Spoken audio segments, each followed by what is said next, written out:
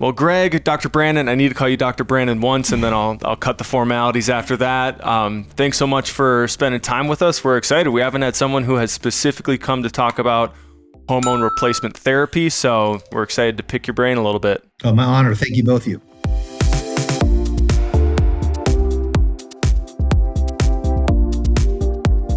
Yeah, thank you for being here. And I don't think we've even had OB specific. We had Dom's dad on, who's actually a family practice doc who specializes in OB. Yeah. So he practices life to death, but we haven't had specifically a gyno or an OB on, and specifically one who's dove into hormone a lot, hormone health. So can you tell us, like, what was your kind of shift to really diving into helping more so on the hormone and holistic pathway? Yeah, that's a good question. I've loved women's healthcare. I was an OB. I loved delivering babies. I enjoyed it beyond words. And women are pretty tough overall. And gynecology is a great specialty because there's a multi-specialty within those specialties. And I enjoyed the variety of that. And I really enjoyed the optimistic. I thought I'd be a surgeon, which I love surgery, but it's not really a happy field. And for myself personally, delivering babies, even though it can be high risk, I really enjoy the happiness of it. But the problem I had with women is this biasness that, quote unquote, they're crazy because they have a uterus. And you look back at even the definition of a hysterectomy, they named it that because if they removed the uterus, then your hysteria would go away. Cutting out the crazy. Yeah, it's crazy. And then the treatment for perimenopause and menopause in America today are antidepressants.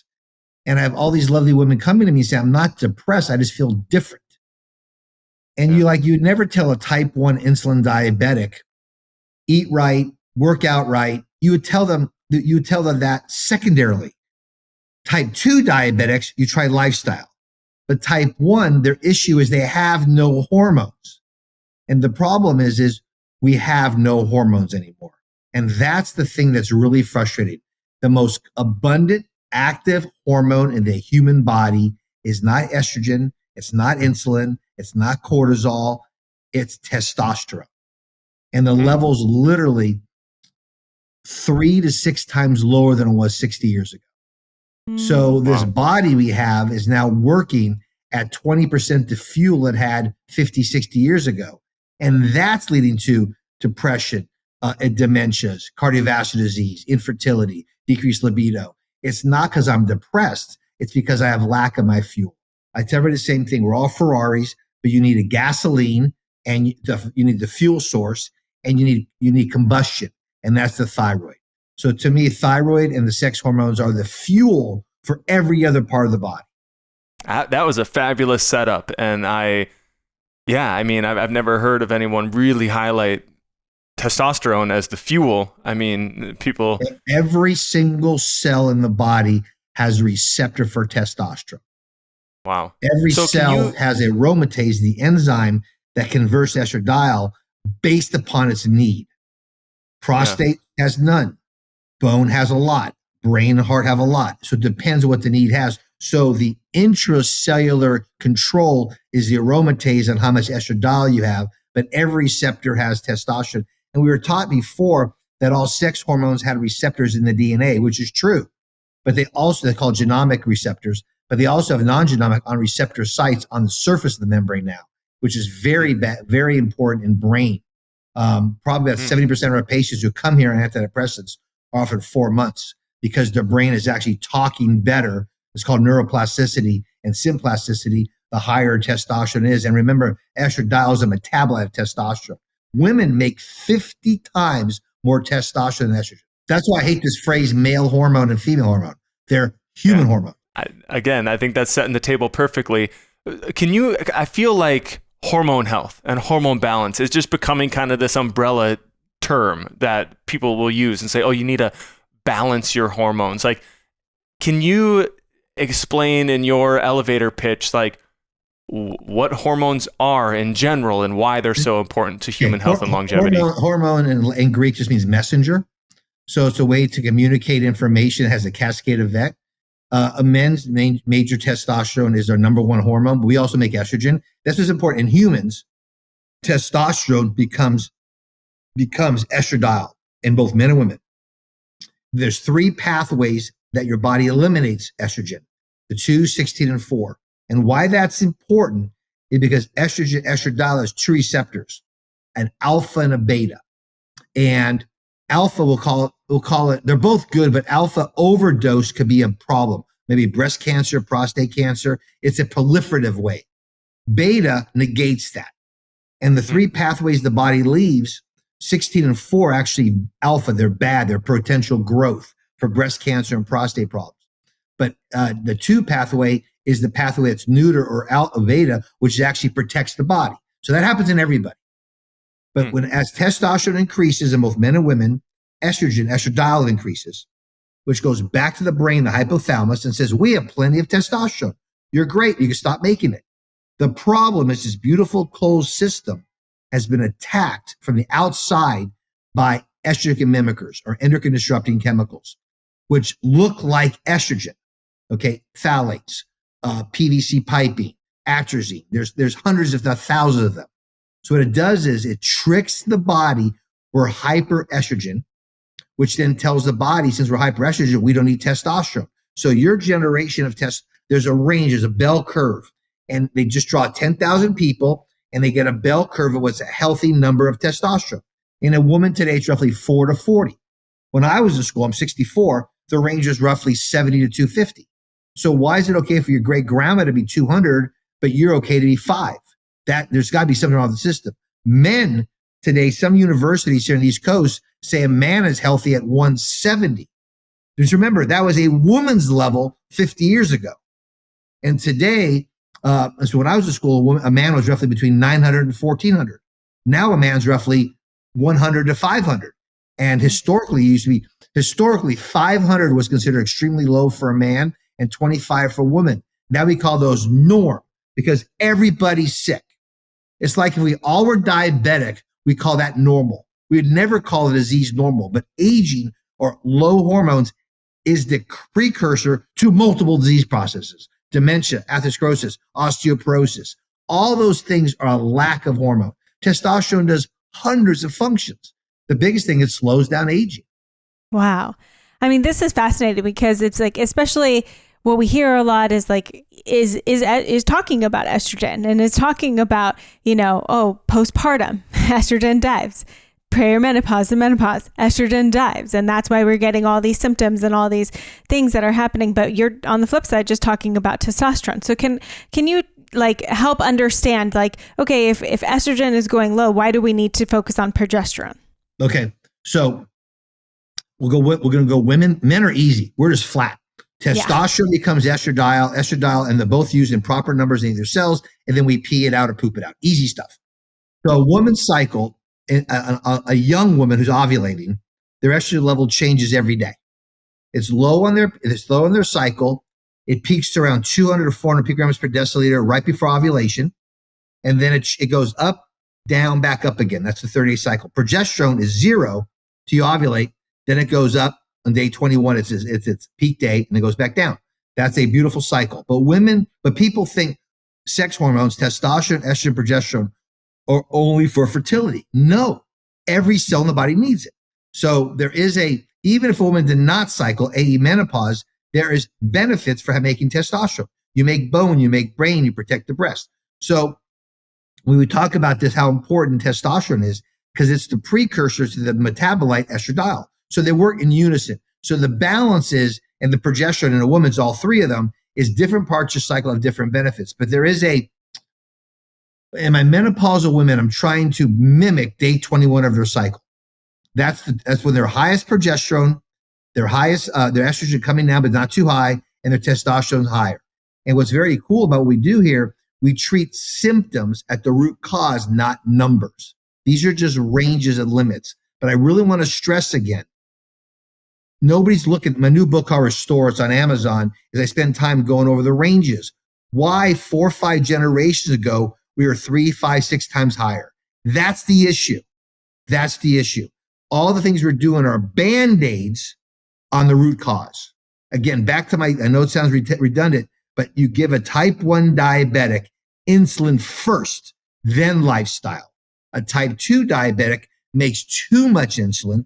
The receptors are not sensitive enough. So lifestyle is the first cause. So that's what I'm trying to do here. Wow. So when we're talking about, you mentioned how there are so many things in our environment, these endocrine disruptors, the things that mimic, how these hormones look in our body. So what are some of the major ones that you think are plaguing everybody's environment right now? The biggest one are plasticizer or phthalates. Those are the biggest ones. Since World War II, there's been 80,000 new chemicals on the U.S. market. And you can't do studies on all of them until generations occur, right? If we were at a study and we were doing rats or flies, they multiply fast. You can see results of that. We can't see that overnight, right? So like thalidomide, they gave that in the 40s and 50s to decrease miscarriages, and an increased miscarriage and cause limb defects. So we don't see things till later on, right? So the whole purpose of this is to understand the body optimizes at a certain number. But the big ones are phthalates, organic pesticides. Pesticides like atrazine has been shown to actually make male frogs actually produce eggs. You have PVC piping, but phthalates do a couple things. Phthalates block the production of testosterone, increases the enzyme aromatase to make more of your endogenous estrogen, and also mimics estrogen. So it makes a very hyperestrogenic state. I believe it's a culprit for fibroids. I believe it's the culprit for endometriosis. I think that's definitely a root cause for this. And men, oh my goodness, our fertility rates have decreased 1% per year since 1970, 2% per year since 2002, which is like a lot. When you add it all on, it's literally our sperm count is half. Your sperm count generation is half my generation. They predict by 2050, men in the Western world will be infertile. Right now, 4 to 10% of all men are infertile. It's crazy numbers, and I love also, and I appreciate that you're putting it on the men and not just the women as well. Well, I did infertility for 20 years. Of the infertility issues, 45% are men, 45% are women, 10% are no. All right, so it's a couple issue. It's not a one person issue. And even if it is a sperm count, it's still a couple. If it is a tube issue, it's still a couple. It's very important that babies take couples. It's not, your fault or your fault. That is the worst way to look at it, because pregnancy, 25 to 50% of women have miscarriage. So their happiest day ever, they're pregnant. Their joy of being pregnant, and within a week or 2 or 6 weeks, they lose a baby. These are real issues every day. And we got to look at reasons why this is occurring. And I do believe it's the environment is really the culprit to most of this stuff.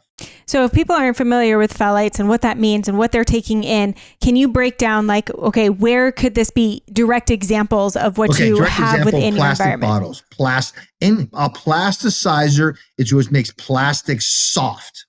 Okay, tubing, hosing, again, PVC piping in our house. Okay, atrazine, glyphosate that's sprayed in our food. It's like, that's why I believe water filters are the crucial number one for overall health. I love the Berkey water filter system. It uses silver. It gets rid of fluoride and all the heavy metals and all the viruses and toxins. So I think water is even the one you bathe in. So water is crucial. Using inert vessels like glass. Glass is inert. When I used to work in a pharmacy lab, we knew the plastic and the tubing would actually suck up some of the medicine. So you had to pre-coat the IV bag and the IV tubing because you knew you're going to lose some. So these things are out there for decades, but we don't know the end results. These microplastics are real, and this is the culprit. This is really the culprit. Wow. So bathing, not bathing, but using a water filter. What else is there to do? Because I know that, and you see the reports come out all the time, all of the microplastics that are found in all the tissues of our body. Like, I feel like, in a way, you're fighting a losing battle. We are, but I want to be very optimistic. Our body is amazingly made. The liver, the kidneys, it's amazing what it does.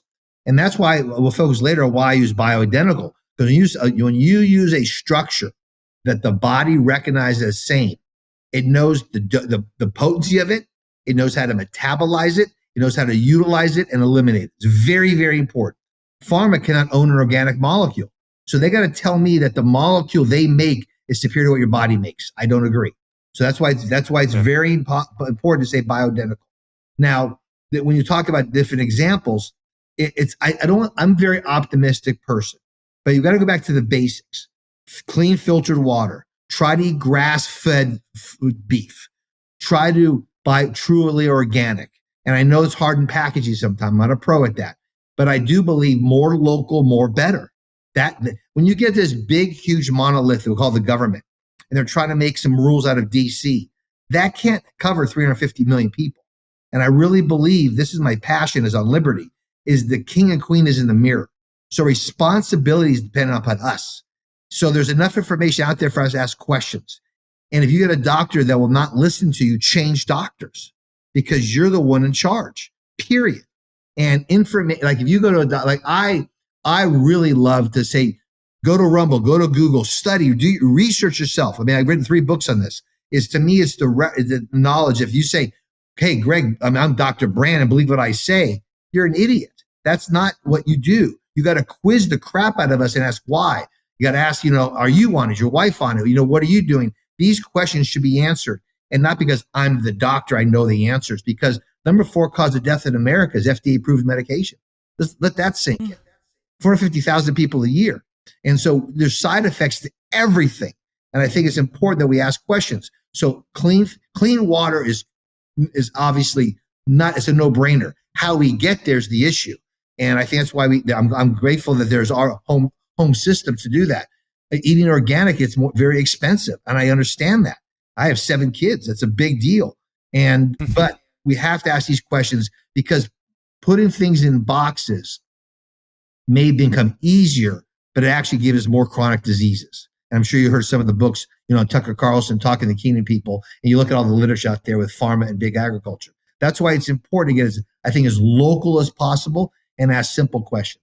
I absolutely love this. And I also love that you give permission for people to not challenge their doctors, but ask more questions, because a lot of times we've been conditioned to just like, oh, this is what they said. Like, I guess I have to listen and I have to follow. And I remember we've gotten pushback from, from doctors who we do just want to educate ourselves more and ask more questions, and we get pushback. Well, I'm the doctor. You should just listen to what I say. And I almost got asked to leave a room because I was asking questions. And she stopped listening to me. Don't get me wrong. We hire attorneys, electricians, and plumbers. I got it. I'm with you.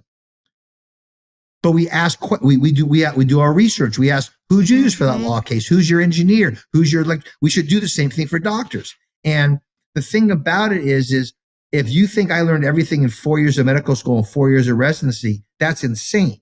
And we have this internet, which has the press of, point of a finger, I could read volumes of papers. And I'm really big in that, again, I've written books on this, but like my patients, I sat home with articles to read. And I always say, look for other things, because this is in my body. This is in my wife and my kids. If I missed something, let me know. It took me, when I first heard about what I do, these hormone pellets I place, they've been used since 1935. I knew nothing about them. And I used to actually teach at pelvic surgery years ago, and I knew nothing about this. I spent 2 years studying to see the science behind it. And it really is amazing to me how we just would rather take a pill or stick something in the arm without asking what's in it. And I believe, I don't care if people stand on COVID, but the COVID thing did the best thing in the world to educate people to ask questions. That's the greatest thing that happened to COVID. It's give me why. I want to know whys. So taking a shift into, you've brought up a couple times this bioidentical hormone replacement therapy and why this is so much more beneficial than traditional or synthetic hormone replacement therapy. Can you talk us through a little bit of what that looks like and why it's different? In 1931, scientists isolated testosterone. In 1939, they isolated estrogen. That's how it is. It's built on the backbone of cholesterol. Cholesterol is not our enemy. It's our friend. Okay. Cholesterol is 75% of your brain. It's the backbone for every sex molecule we have. It is without cholesterol, we're dead. Okay, period.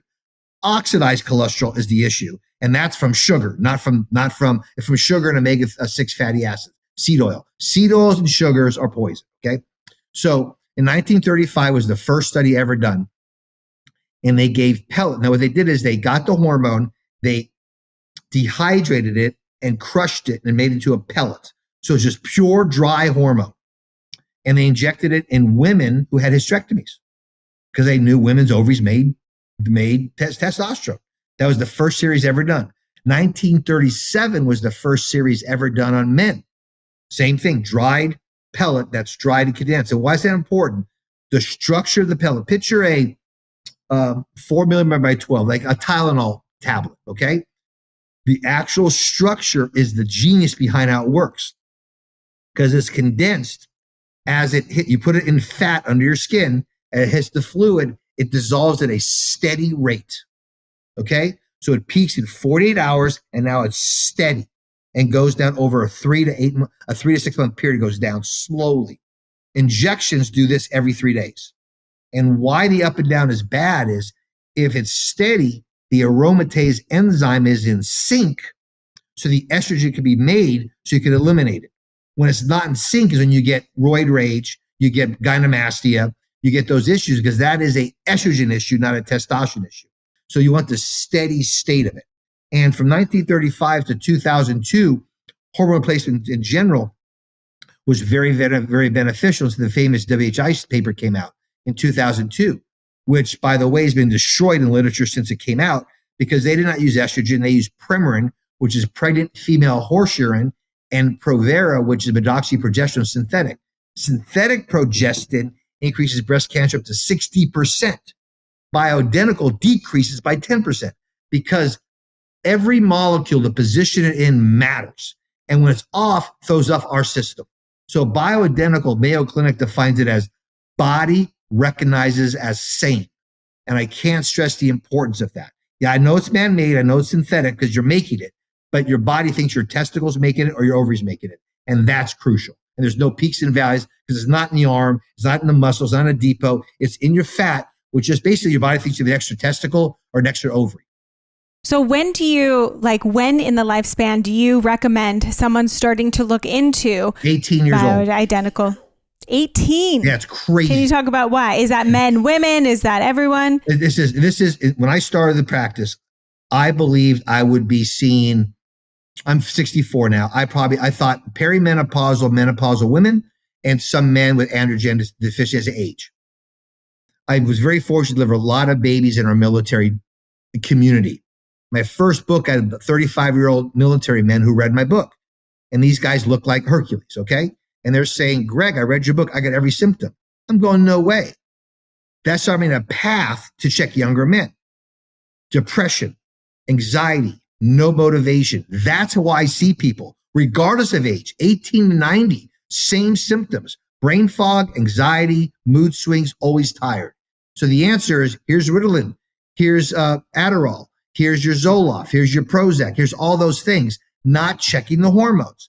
Now, if you're an 18-year-old boy and your level is extremely low, the average 18-year-old boy I get that's complaining, their levels are under 200 all day, every day here, every day.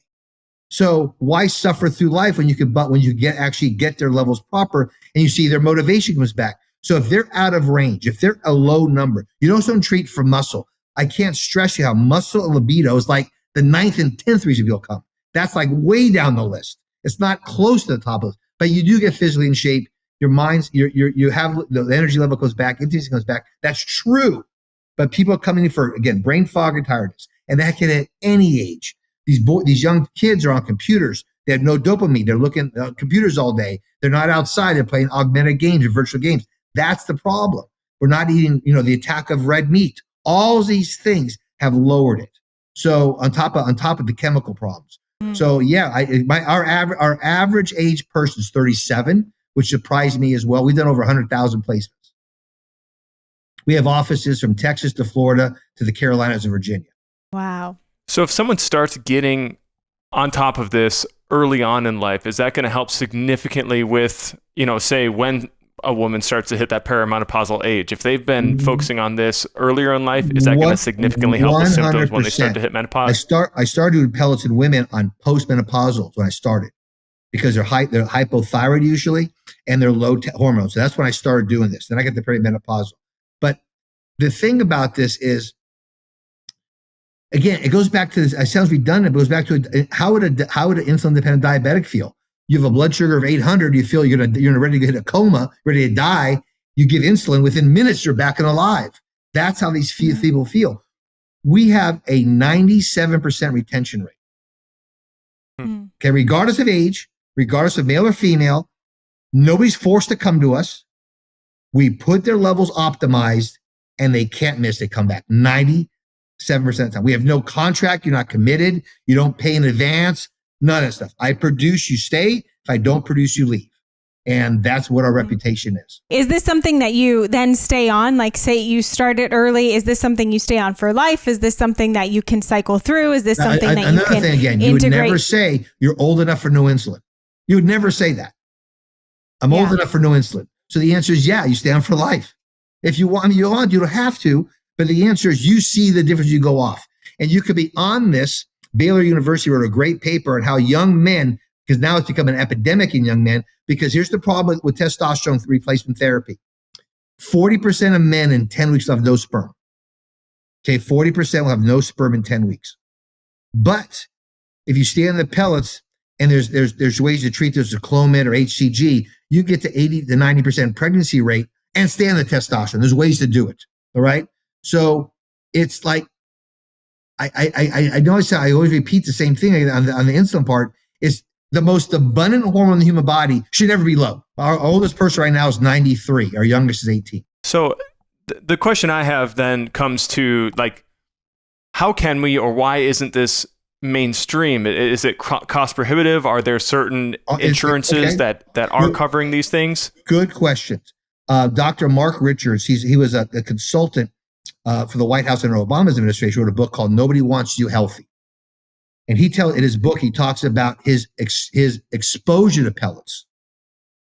And in his book, he talks about this. He said, before COVID, before COVID numbers, America spends $2 trillion a year in healthcare. 90% is on chronic healthcare. He believes that if you have optimal testosterone levels on pellets, you could decrease healthcare by up to $1 trillion a year. There's no incentive for that to occur. That's his conclusion. And it makes sense. Is it cost prohibitive? It's $4 a day for a woman, about $6 a day for a man. So you're going to pay now or pay when you have a wheelchair. I don't know what that thing is. I wish I didn't exist. I wish this company, OptoBio, did not exist, because we didn't have these plastics. We didn't have this environment. We didn't have this in this way. But what we've done in lives, and you get 70% of people off Wellbutrin and Prozac and these medications, their libido's back, their energy levels back, their intimacy's back, their belly fat's going down. Metabolic disease goes away because, again, visceral fat, blood pressure, all that things go away when the fuel's proper. So to me, it's a no-brainer. But again, I'm going to tell you very clear, I was a huge skeptic. It took me, again, 2 years of study before I put it in my body at 50. I wish I put it in my body at 40, but it is what it is. Right. And when it comes to, starting to understand, okay, this is important, but just like you talk about how you would take insulin and then focus on the environmental factors that you can do outside of that. So is that still what you preach here? Of course. Yes. This is no silver bullet and have 5 Big Macs. Of course not. It's a whole thing, but it goes back to this. Like, we're never anybody's first doctor. We're their 10th doctor, right? We're the last, I went, I'm not feeling better. I still got migraines. I still got headaches. I still am tired. I'm still this, all these things, right?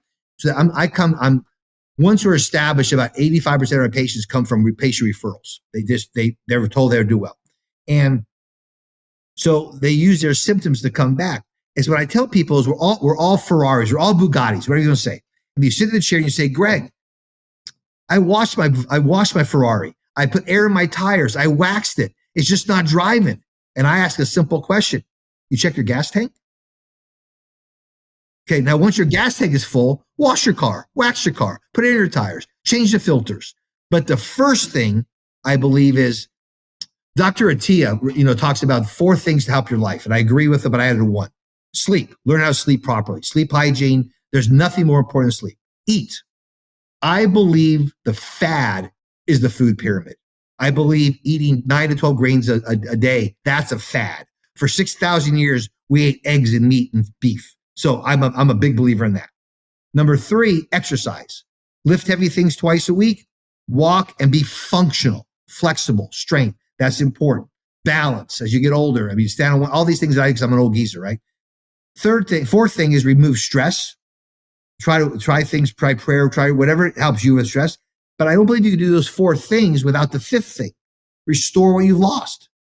When you restore what you lost, these things go away. And I don't care we talk about diabetes, cardiovascular disease, neurodegenerative disease, breast cancer, prostate cancer. Everything is superior when your levels are optimized and balanced.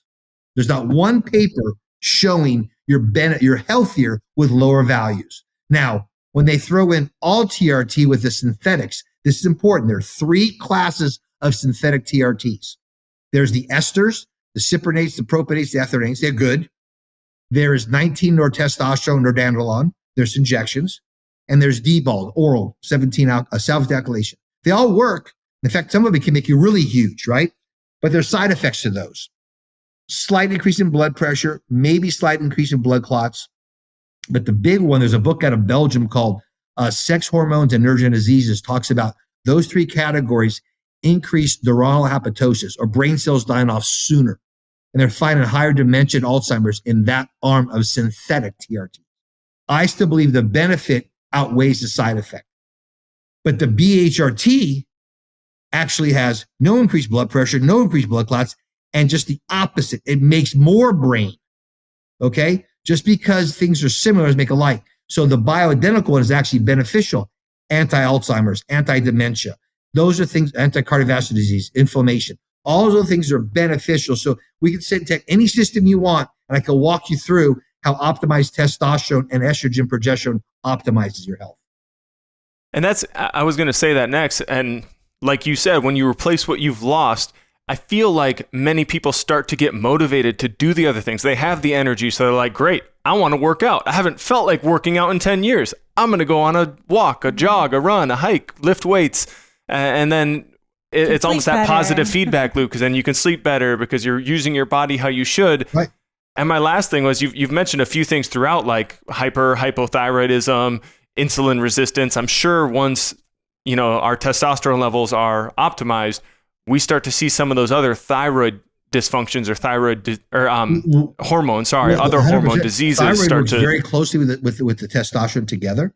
Also thyroid's very important. When you look at the older ranges again for that, the ranges have changed. In 1979, they took iodine out of our food and replaced it with bromine. It's a cheaper halogen. So you look at the periodic table, you look at the halogens, you go fluoride, chloride, bromine, iodine, astatine. They go from smaller to bigger. All those halogens are poison to our body except for one, iodine. So now you have fluoride in the water that lowers IQ.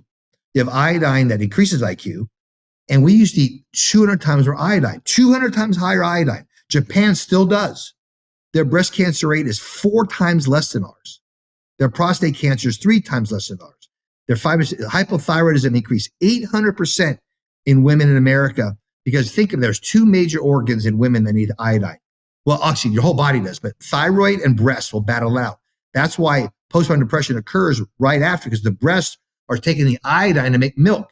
So it's a competition. We went from 20, about 25 micrograms of milligrams of iodine a day to 120 micrograms. That's all these repercussions of this stuff. And so I think it's really important to get your thyroid optimized. T3 is the most important hormone of the thyroid. T4 is has no pure function. It converts to more T3.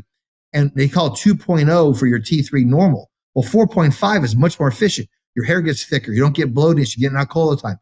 Thyroid is crucially important to tie together with the hormones, with the sex hormones. They work synergistically together. Wow. I mean, so fascinating. And so much that I feel like it could be very eye-opening, hopefully, for a lot of people who are feeling a lot of symptoms and been told a lot of things. And then now, okay, here are some shifts that I can practically take to start to see some massive changes. I mean, that is the goal, right? I was just going to say, when it comes to optimizing longevity as well, not only are we talking about, obviously rebalancing our hormones and then all these other lifestyle factors that we want to include, people always ask as well about supplementation.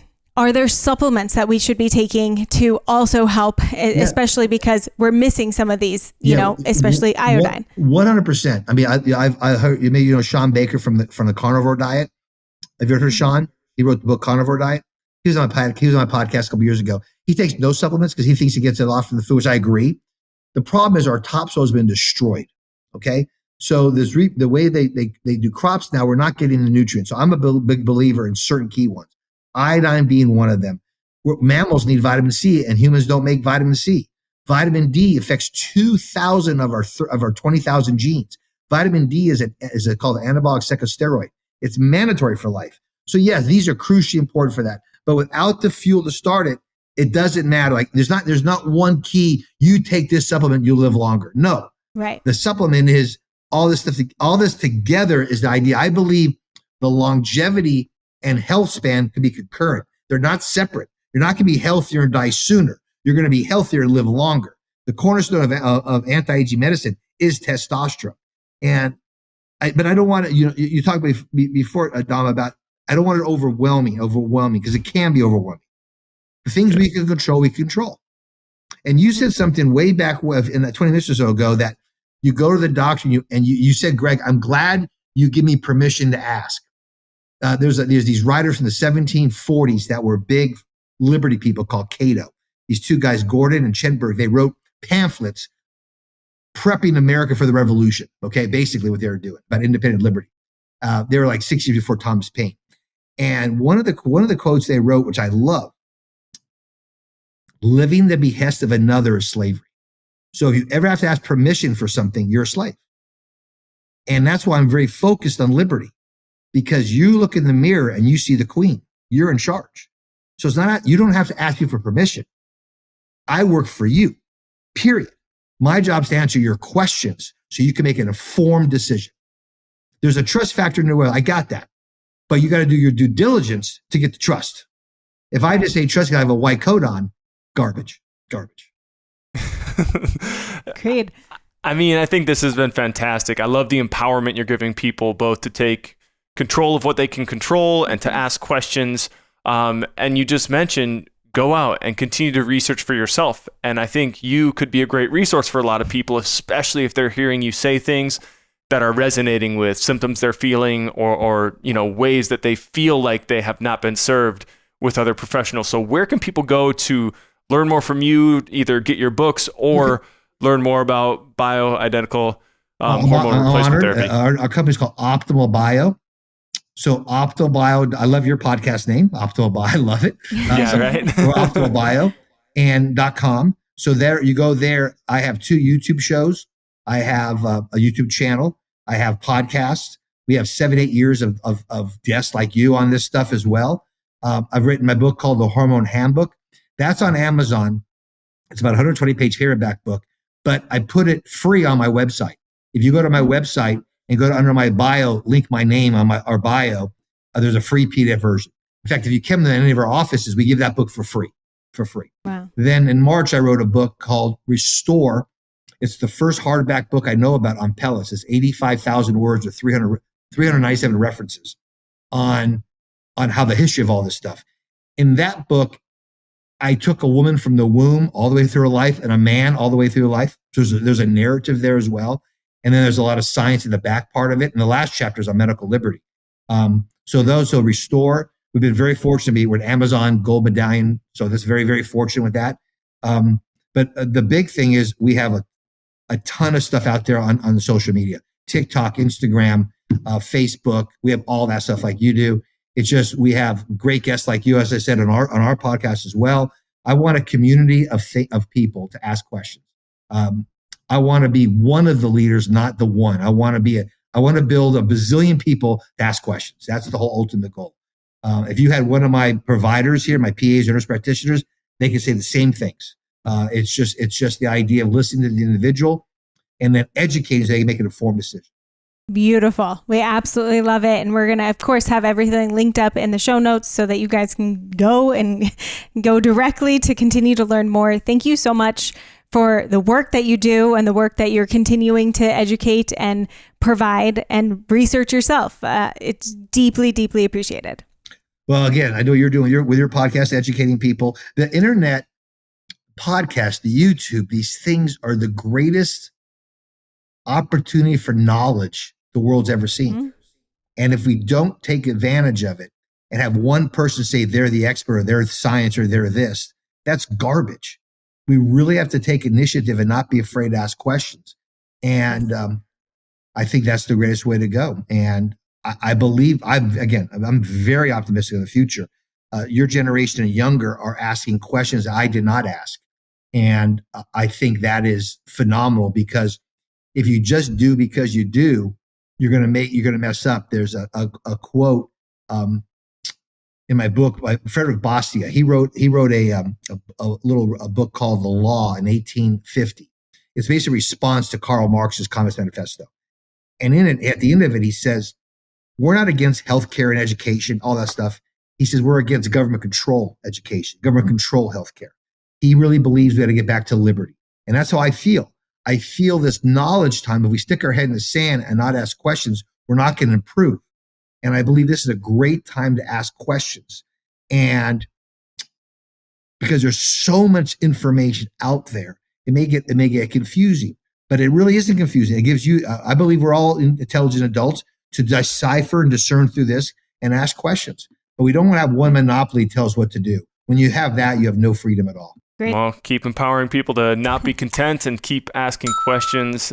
Greg, appreciate having you on. Well, you guys are great. Thank you very much for all your help. And again, anything I can help, let me know, please.